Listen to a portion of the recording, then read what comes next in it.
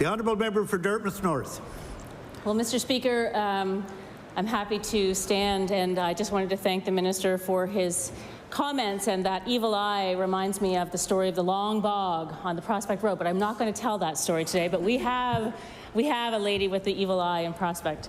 But I wanted to tell another story. A few nights ago, I was walking after a late night in the legislature across the Macdonald Bridge, and it was engulfed in fog. It's been a very foggy week. And when you get up onto the bridge and you're in the fog, it's like it's called the bridge to nowhere. So I was walking along, and all of a sudden I saw ahead of me this form in the fog, kind of, appearing to me. And as I got closer, and I was a little bit frightened, I realized that it was a figure of a woman. And she was reaching out to me with kind of a bloodied hand and trying to hand me something.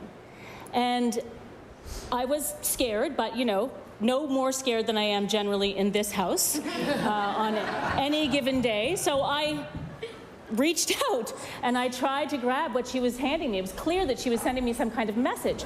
And as I reached, the thing that she was handing me dropped onto the pavement on the bridge, and the fog just went away. And she went away.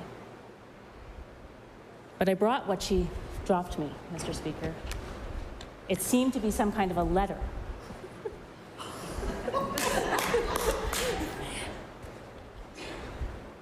Oops, sorry.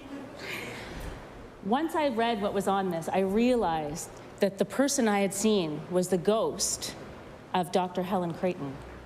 And it wasn't that unusual that I would see a ghost around Halloween, as the Minister explained, especially of Dr. Helen Creighton. She was a great collector of ghost stories in Nova Scotia, and she lived in Dartmouth. So maybe she hangs around the Macdonald Bridge, I don't know. But I'm just going to share with you what she shared with me.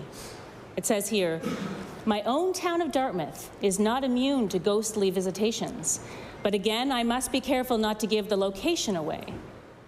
Mrs. Hurdle said, I lived in a house in Dartmouth when I was 15 or 16. It was built on a hillside and had a basement kitchen and dining room, both above ground, not unlike the leader of the NDP's home, I might add. One day we were in the dining room, father, mother, a visitor, and I heard what sounded like a breathing just beside me. It frightened me so that I ran to my father, and he thought I was crazy, but my mother stood holding the teapot in her hand and said, "Did you see that?" She and the young man who was visiting had both seen it. This was a man without a head, standing right beside me.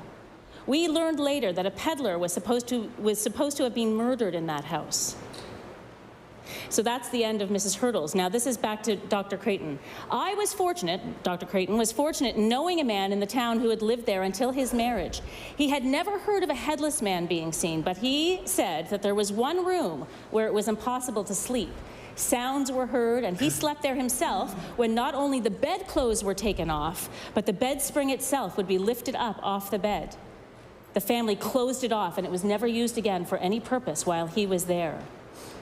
And there was another house in the vicinity where a sailor got into trouble one night, and he had his eyes gouged out. He left in the utmost agony and fell over a bank and was killed. For years, according to our Dartmouth historian, Dr. John Martin, his agonizing cries could be heard from that time on. There were strange and unaccountable noises in the house. And I will table that.